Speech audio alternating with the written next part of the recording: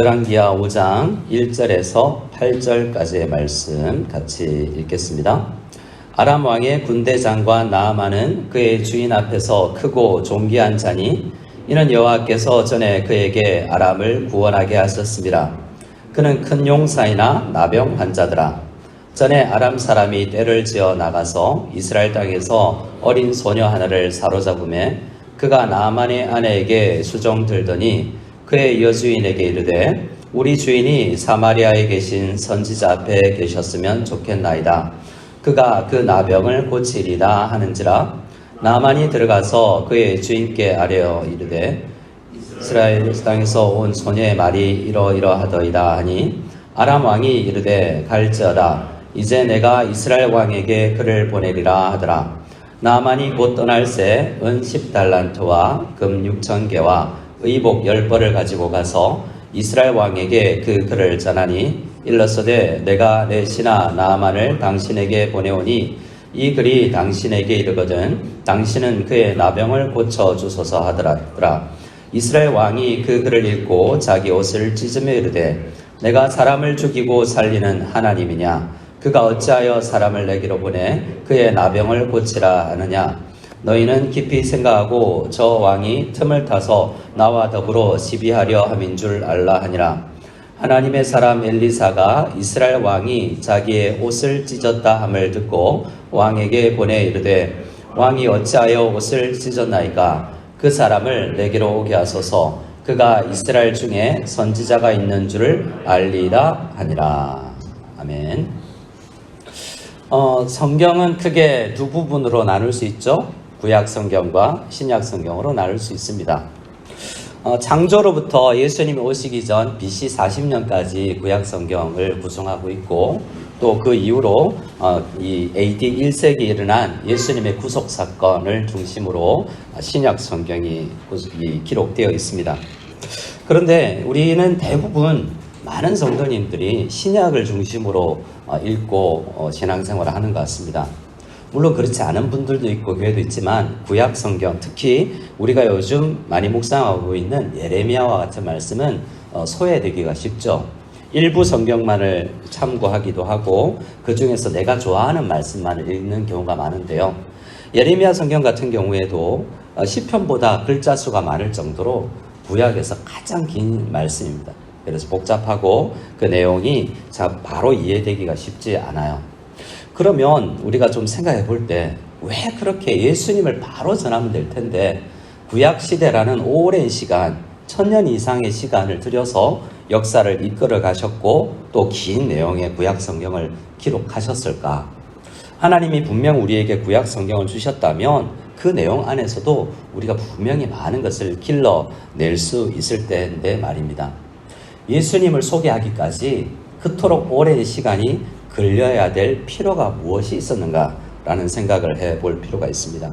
그것을 여러 가지 이유가 있겠지만 하나를 생각하면 예수님이 왜 필요한지가 정말 적나라하게 드러나기 때문입니다.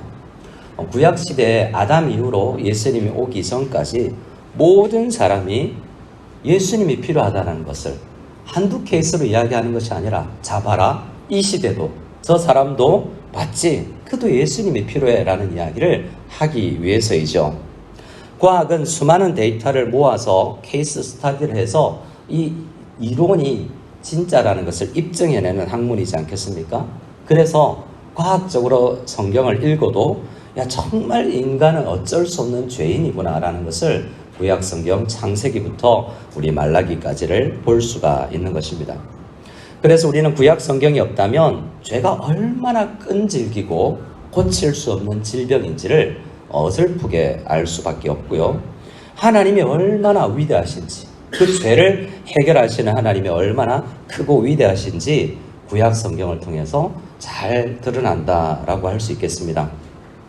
마틴 로이드 존스 목사님이라는 분이 계신데요. 영국에서 한때 굉장히 지금까지도 영향력을 끼치고 계신 의사 출신의 목사님인데 그분은 영국의 왕족들과 귀족들에게 가까이 갈 수 있었던 촉망받는 의사였습니다. 근데 그가 의사를 그만두고 목사로 되기에 영향을 끼친 게 있는데요. 왕실 가까이 가보니 이 지저분하고 다 죄인들이라는 것입니다. 그래서 그도 그렇고 왕실도 그렇고 예레미야 선지자가 이야기하는 것처럼 모든 사람이 마음이 부패 있구나라는 것을 알고 이 문제, 모든 사람이 가지고 있는 이 문제를 고치기 위해서 복음을 전파하는 그 사역에 투신하였던 것을 보게 됩니다. 오늘 주보에도 말씀 기록해 드렸지만 예레미야 17장 9절에는 우리 사람을 이렇게 이야기합니다. 우리 같이 한번 예레미야 17장 9절 말씀을 같이 한번 읽어볼까요? 9절과 10절 말씀을 같이 읽겠습니다. 만물보다 거짓되고 심히 부패한 것은 마음이라. 누가 능히 이를 알리오마는 나 여호와는 심장을 살피며 폐부를 시험하고 각각 그의 행위와 그의 행실대로 보응하나니. 예레미야서가 그렇게 길게 기록하고 있는 주된 내용은 뭡니까? 사람이 마음으로부터 심히 부패해 있더라라는 것입니다. 우리는 원래 하나님과 교제하기 위해서 창조되었는데요. 예레미야가 이야기하는 것은 이 사람들이 하나님과 교제하는 것을 싫어하고 멀리 떠나 있더라라는 것입니다. 그래서 우리 오늘 복음의 말씀이 우리를 찾아와서 우리가 하나님을 떠난 사실, 인간의 본성에서 위배되는 삶을 살고 있다는 것을 예레미야서도 오늘 이야기하고 있고요. 오늘 본문은 우리가 얼마나 본성에서 위배되는 삶을 살 수 있는지를 구약 성경에서 이야기해주는 가장 유명한 그림 중에 한 이야기가 이 본문에 기록되어 있습니다. 한번 우리 1절을 한번 읽어볼까요? 열왕기하 5장 1절을 다시 한번 읽어보도록 하겠습니다. 같이 읽겠습니다. 아람 왕의 군대장관 나아만은 그의 주인 앞에서 크고 존귀한 자니 이는 여호와께서 전에 그에게 아람을 구원하게 하였습니다. 그는 큰 용사이나 나병 환자더라. 오늘 본문 1절을 보면 아람이라는 나라의 군대장관 나아만이 소개가 되고 있죠. BC 845년경 이야기입니다. 당시 북이스라엘의 왕은 아합 왕의 아들 여호람이었는데요. 이 여호람 왕의 아버지 아합 왕은 북이스라엘에서 가장 악한 왕 중에 대표 명사로 우리에게 알려진 사람이죠. 근데 아버지 아합 왕이 아람에 의해서 죽임을 당했어요. 그러니 이 이스라엘 왕 여호람 왕의 입장에서는 아람이라는 나라는 좀 두려운 나라입니다. 크고 두려운 나라죠. 아버지 때는 그래도 이스라엘이 떵떵거리고 국력도 있었지만 지금 자기가 통치하는 이 시기는 아람이 큰 나라였던 것입니다. 그렇게 큰 강대국의 아람 왕이 총애하는 군대 장관 나아만을 1절에서 소개하고 있는 것입니다. 다시 한번 제가 읽어드립니다. 아람 왕의 군대 장관 나아만은 그의 주인 앞에서 크고 존귀한 자니 이는 여호와께서 전에 그에게 아람을 구원하게 하셨습니다. 그는 큰 용사이나 나병 환자더라 라고 이야기합니다. 군대 장관 나아만은 크고 존귀한 자입니다. 누구나 되고 싶어하는 자리에 이르는 사람이죠. 또 그를 소개하기를 후반부에는 큰 용사라고 이야기합니다. 그가 살던 시대에 가장 위대하고 성공한 사람 중에 한 사람이었다는 거죠. 사업을 했다면 아주 크고 큰 기업을 이룬 사람이고, 정치를 했다면 아주 대통령까지 그 총리 정도까지는 오랐다고 할 수 있는 그 당시에 가장 위대한 성공의 반열에 오른 사람 중에 한 사람이었습니다. 근데 오늘 성경은 그를 그렇게 소개하고 나서 진짜 그의 모습을 소개하고 있는데요. 그는 그의 주인인 아람 왕 앞에서 크고 존귀한 자였고 큰 용사였으나 그러나 그는 나병 환자였다라고 이야기하고 있습니다. 오늘 말씀은 우리가 하나님 앞에서 우리가 어떤 존재인가를 적나라하게 보여주는 말씀입니다. 그는 세상에서는 크고 위대한 사람이었지만 하나님의 관계, 원래 하나님께서 창조하신 우리 사람은 하나님과의 교제와 하나님과의 안에서의 교제를 통해서 생명을 얻는 존재인데, 하나님 앞에서의 그의 관계를 생각해 보면 나병 환자로 상징되는, 그냥 질병 가진 사람이 아니라 누구도 고칠 수 없는 질병인 죄, 그 죄를 가지고 있는 인물이었다라는 것입니다. 죄는 이 땅에서 가장 위대하고 성공한 사람에게까지도 영향을 미치는 것입니다. 전 우주적인 문제가 죄다라는 것을 오늘 본문은 나병 환자였다라는 그림으로 우리에게 알려주는 것이죠.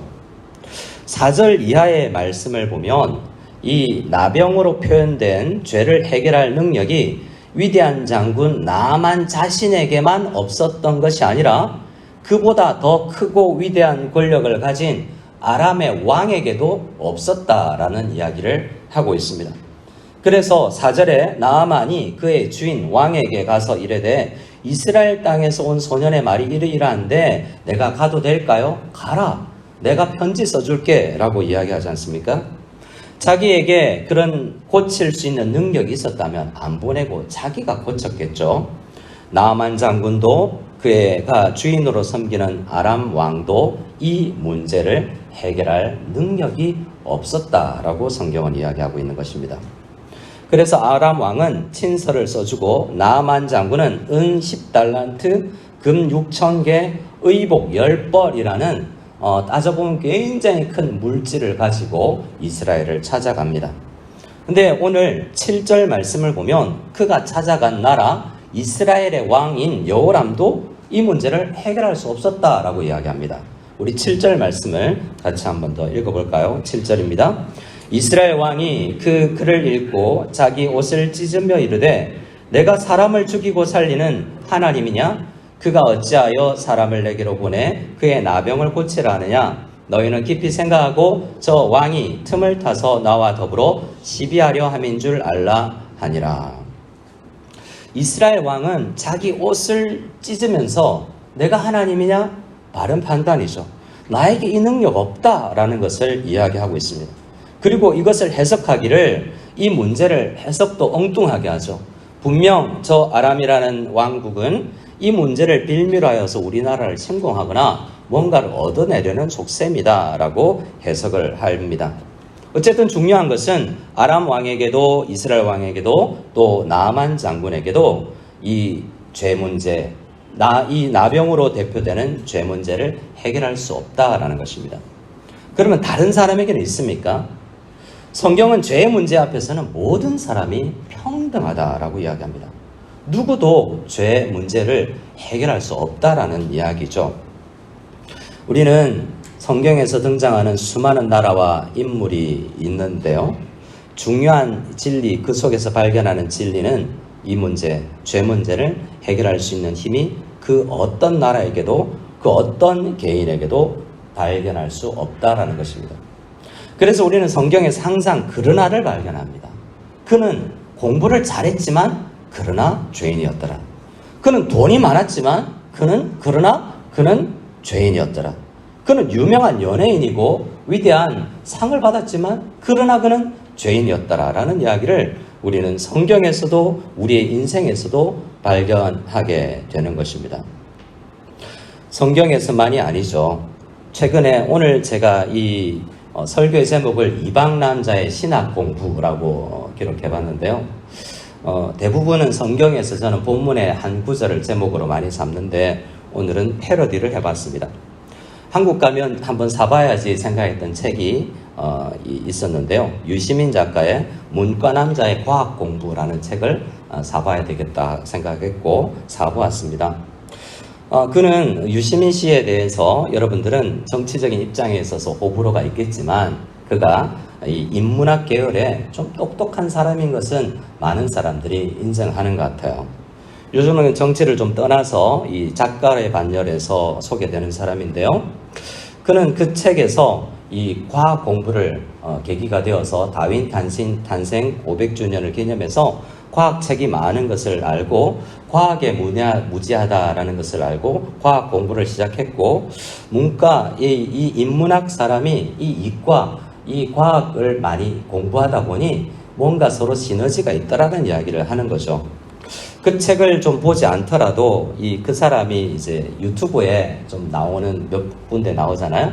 알릴레오라는 소개는 아니지만 제가 찾다가 알릴레오는 북스는 제가 가끔 보는데요. 98회와 99회에 이 책에 관련해서 이 과학 크리에이터 한 사람과 토론을 하는 내용이 있는데요. 그 과학자는 예수님을 믿는 사람입니다. 무신론자와 유신론자가 만나서 과학 이야기와 인문학 이야기를 하죠.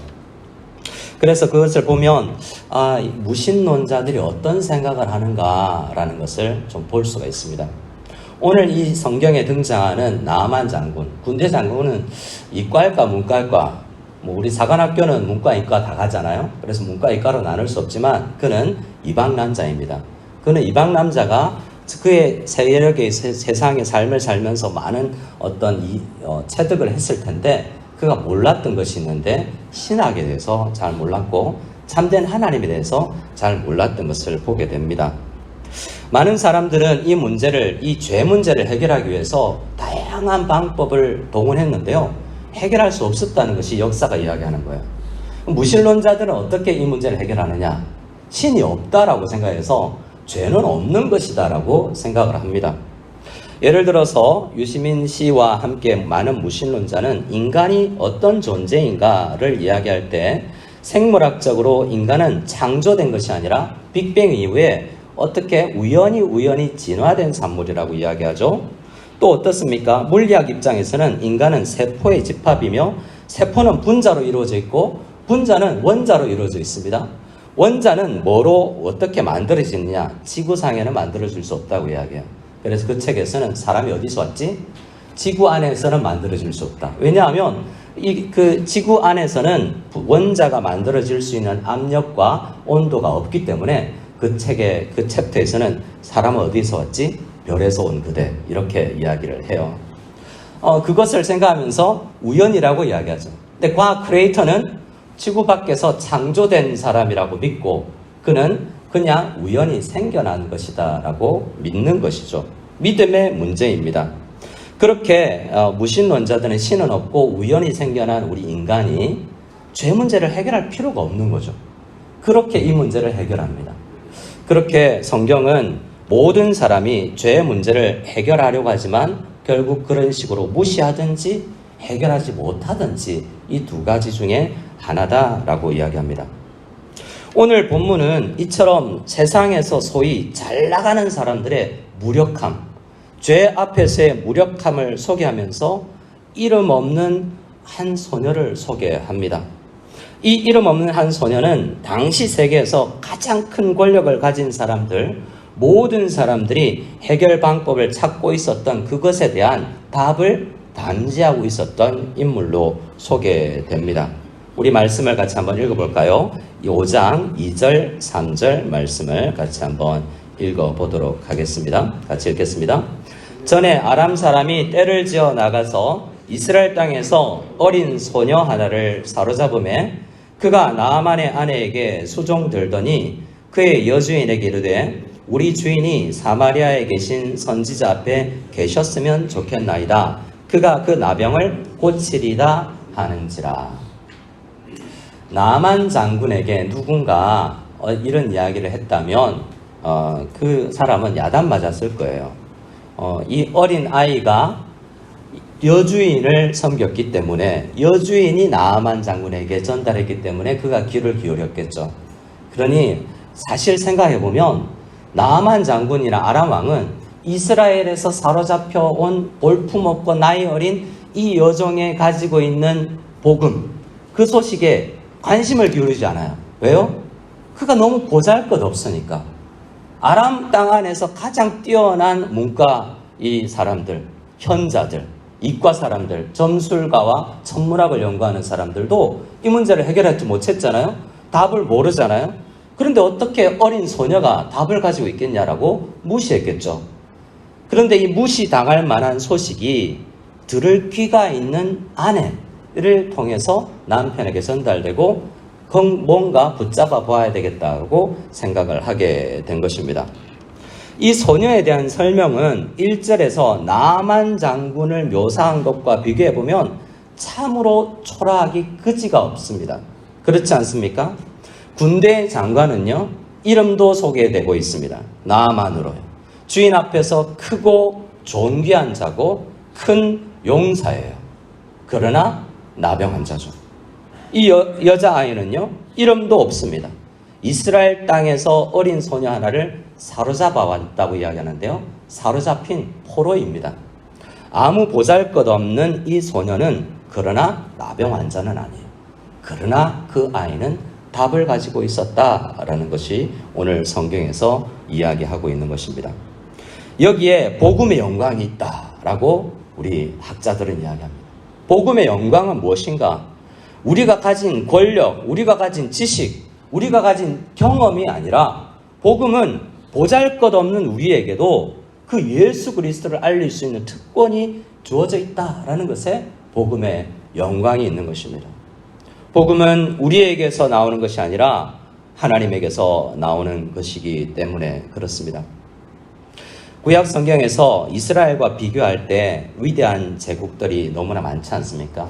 이집트가 소개되고 있고 애굽, 그리고 바벨론, 아수르, 로마 5대 제국이라고 이야기하는 그 나라들은 이스라엘보다 큰 나라들입니다.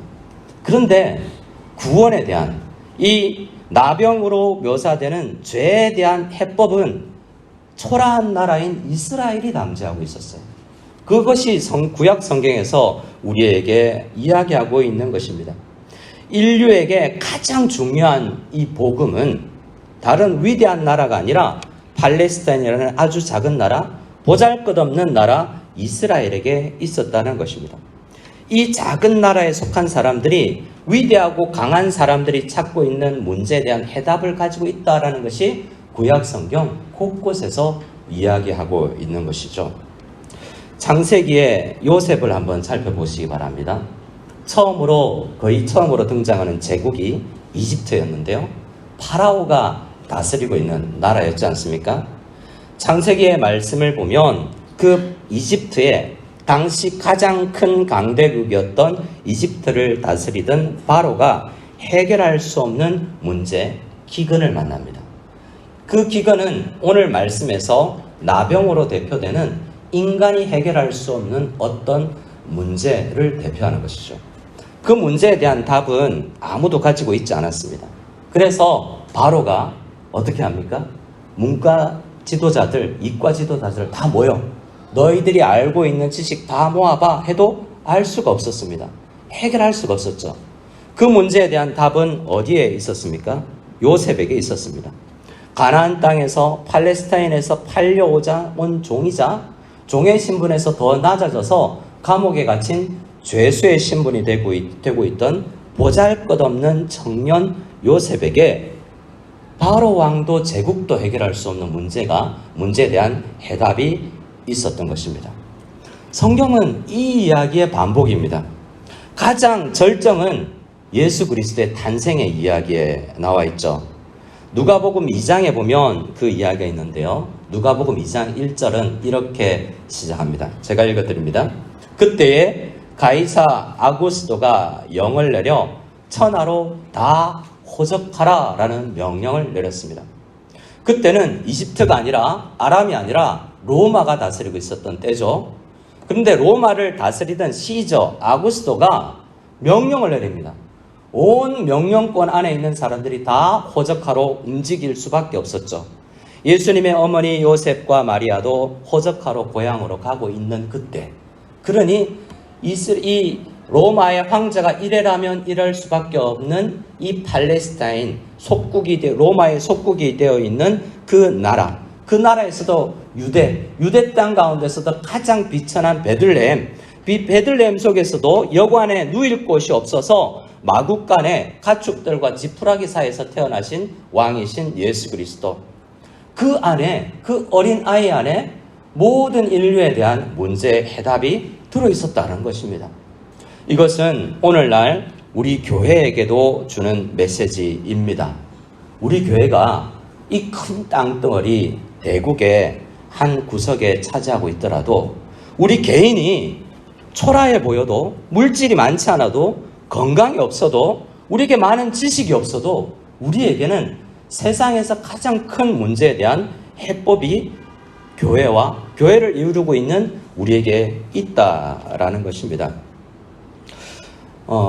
한국에 가보니 열흘 동안 한국에 있다 왔는데요. 대국에서 왔다고 이렇게 이야기를 해주시는데, 핀잔하고 놀리는 이야기이기도 합니다. 중국에 대해서 많은 좀 좋지 않은 감정들이 제가 만난 사람들에게는 더 심해진 것 같더라고요. 이번에 한국 가면서 이 차를 한 대 후배 차를 빌려서 이곳저곳 다니면서 서울 곳곳을 좀 다녔었는데요. 우리 아이들이 가장 많이 언급되는 단어가 있었습니다. 그게 뭘까요? 이번에는 교회였습니다. 교회. 저기도 교회가 있네? 저기도 교회가 있네? 저 교회와 저 교회는 너무 가까이 있는 거 아니야? 가는 곳마다 교회가 보이더래요. 교회 건물이 보인 거죠. 목사 자녀들이라서 더 그랬을지 모르지만 여러분의 눈에는 한국 가면 뭐가 보이는가요? 저는 중국에서 교회 건물을 한참 다니면 하나씩 볼 수 있는데 역시 한국에는 교회가 많았습니다. 그래서 이 대국에 교회를 참 발견하기 어려운데 우리나라 같이 소국에 교회가 이렇게 많다라는 것은 참 복되다라는 생각을 했어요. 왜 그렇습니까? 우리나라에도 문제가 많고 어느 나라에나 문제가 있지만 교회만이 이 복음을 담지하고 있지 않습니까?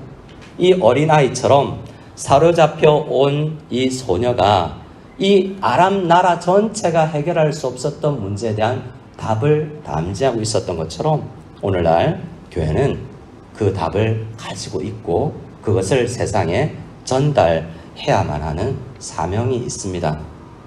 근데 우리 조국은, 대한민국은 교회가 많이 있어서 참 희망적으로 보이지만 한편으로 이번에 만난 여러 목사님들과의 이야기 속에서 좀 희망적이지 않다라는 생각도 했습니다.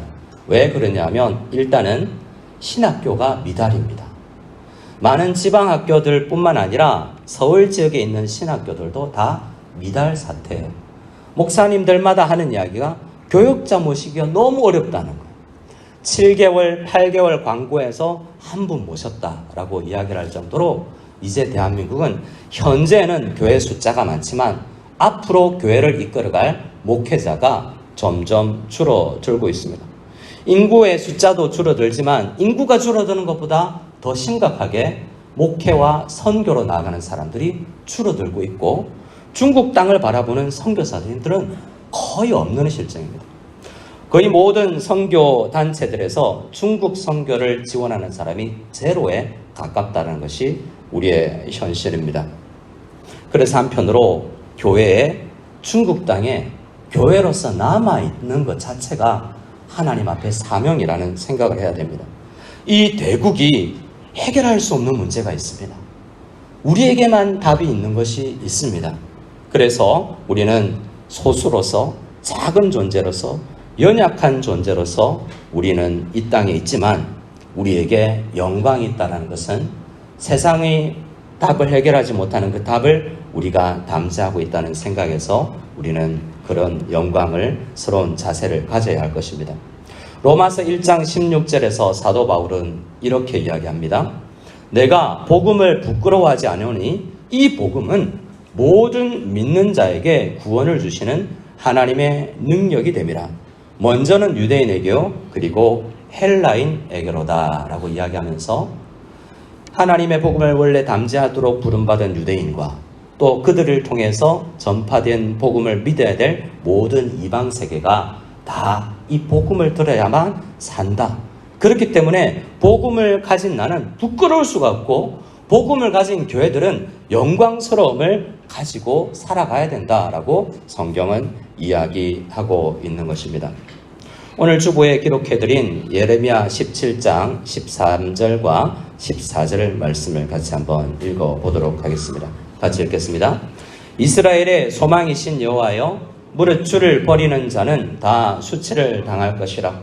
무릇 여호와를 떠나는 자는 흙에 기록이 되오리니 이는 생수의 근원이신 여호와를 버림이니이다. 여호와여, 주는 나의 찬송이시오니 나를 고치소서. 그리하시면 내가 낫겠나이다. 나를 구원하소서. 그리하시면 내가 구원을 얻으리이다. 조금 전에 우리 대표기도 하신 집사님이 인용했던 성경구절도 예레미야에서 나오는데요. 그 말씀이 뭡니까? 가진 권력자와 모든 사람들이 자랑할 게 뭐냐라는 거죠. 아무것도 자랑할 게 없어. 아람 왕도 나아만 장군도 이스라엘의 왕도 자랑할 것이 없습니다. 그의 명예와 그의 건강과 그의 물질을 자랑하지만 그것 다 있어도 그러나 그는 죄인이다 라고 하나님의 관계 아래에서 우리는 입증되는 사람들이기 때문에 그렇습니다. 인간은 오늘 예레미야 17장 13절이 이야기하는 인간의 문제는 하나님을 떠남으로 생겨난 것이다 라고 이야기를 합니다. 어떻게 이야기합니까? 13절을 천천히 다시 보겠습니다. 이스라엘의 소망이신 여호와여, 무릇 주를 버리는 자는 다 수치를 당할 것이라. 무릇 여호와를 떠나는 자는 흙의 기록이 되오리니 죽을 뿐이다라는 것이죠. 나병 환자라는 이야기입니다. 이는 생수의 근원이신 여호와를 버림이니이다 라고 이야기합니다. 다시 한번 말씀드리지만 인간은 하나님과 교제하며 살며 생명을 얻도록 창조된 존재입니다. 그래서 하나님을 떠나서는 생명을 얻을 수가 없죠. 우리는 구약 성경 야곱에게서도 이 이야기를 생각하는데요. 야곱은 형님 에서를 무서워해서 떠났다가 수십 년 만에 돌아오는데요. 야곱은 형님 에서가 두려웠습니다. 형님 에서 옆에 있는 400명의 군사들이 두려웠죠. 그래서 가축과 가족을 제일 앞서 보내고 자기는 뒤에 두려운 마음에 뒤에 따라가다가 브니엘에서 하나님을 만납니다.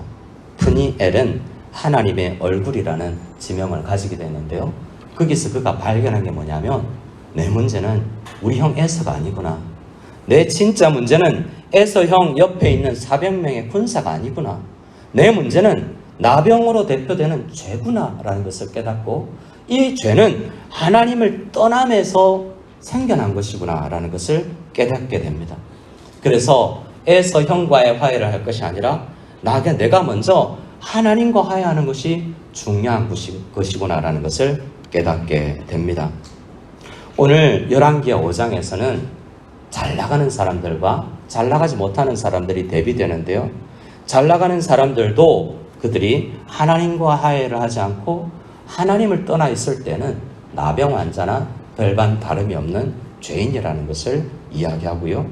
아무리 보잘것없고 예레미야서에서 결국 이야기하는 결국 나라가 망하고 팔려가도 이 소녀처럼 팔려가도 나라가 없어져도 다니엘과 에스겔이 그런 나라 없는 세월을 살았지만 내게 제일 중요한 것은 나라도 아니요 물질도 아니요 건강도 아니요 예레미야가 그토록 강조했던 내 마음속에 하나님께서 우리의 죄 문제를 해결하기 위해 보내신 예수 그리스도를 품는 것이구나 라는 것을 깨닫는 것입니다. 오늘 말씀 앞에서 우리는 자신을 점검해보며 하나님 앞에 기도하며 우리의 인생을 계획했으면 좋겠습니다.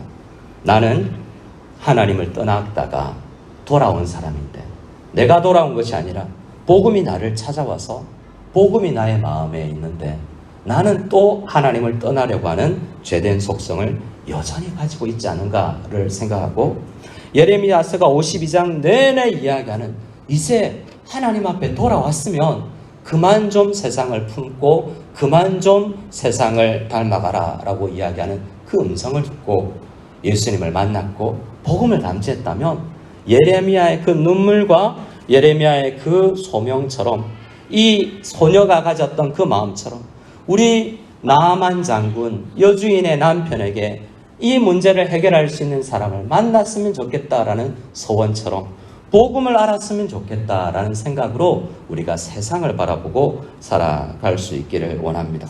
이 세상에는 여전히 나병 환자로 표현되는 죄인들이 많이 있지 않습니까?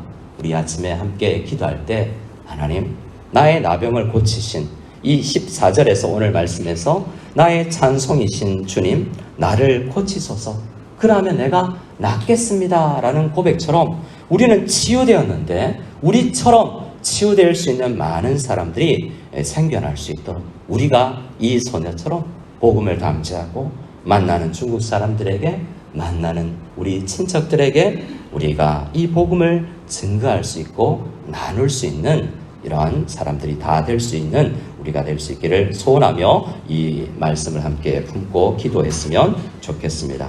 우리 함께 이 마음을 가지고 찬양하며 나갔으면 좋겠습니다. 오직 예수뿐이네 라는 찬양인데요. 아침에 예배를 시작하기 전에 본당에 앉았는데 한국에서 연락이 왔습니다. 우리 배수엽 안수 집사님 저희 교회에 있다가 이제 타 지역으로 가서 섬기고 계신 배수엽 집사님, 우리 아내 되시는 김정미 권사님 오늘 아침에 57세를 마감으로 하나님의 품에 안기셨습니다. 우리는 이제 김정미 권사님을 위해서 기도할 필요는 없습니다. 왜냐하면 더 좋은 곳으로 가셨기 때문이고 우리보다 권사님이 우리를 위해서 천국에서 주님 품 안에서 기도하겠죠. 기도할 때는 장례 일정과 우리 유족들, 배수엽 집사님, 유진이, 송은이 중국 땅의 우시 땅에서 고향처럼 여기고 있는데요. 휴가 기간 동안 집사님 몇 분과 함께 시간을 맞춰서 김정희 집사님 권사님 뵐 수 있었던 것이 은혜였고 배 집사님 말씀으로는 마지막으로 소통이 가능한 시간이었다라고 이야기를 했고, 권사님 그토록 우리 교회에 와서 목사님 저는 무석에서 여생을 살고 싶어요 라는 꿈을 가지셨던 분인데 하나님은 그냥 천국에서 함께 하기를 원하셨던 것 같습니다. 은혜가 필요합니다. 항상 권사님이 이야기한 은혜가 없으면 저는 살 수가 없어요 라고 이야기를 해오셨는데 우리 함께 찬양했으면 좋겠습니다. 권사님뿐만 아니라 우리도 모두 다 은혜로 구원받았고 모든 사람에게는 은혜가 필요합니다. 우리를 구원하신 그 은혜, 복음을 우리도 담자하고 주어진 인생을 잘 살아가게 하시고 정말 세상 평화 위로가 없는 이 세상에 우리가 정말 어린아이처럼 아무것도 없어도 복음은 있는구나 라는 생각으로 복음을 나누는 삶을 살고 싶습니다. 간절히 소원하며 찬양하며 기도하며 나가는 이 아침이 될 수 있기를 소원합니다. 은혜 아니면